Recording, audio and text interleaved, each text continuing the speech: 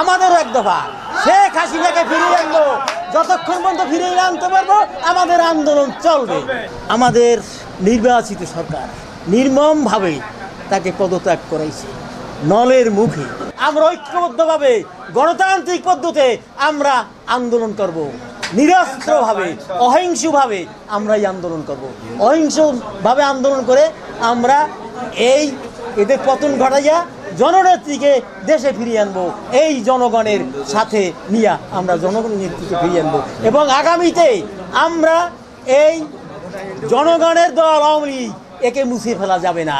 সারা বাংলাদেশে জ্বালাও পোড়াও করে আমাদের আওয়ামী লীগের নেতাকর্মীদের ঘরের ভিতরে রেখে পুড়িয়ে মেরেছে।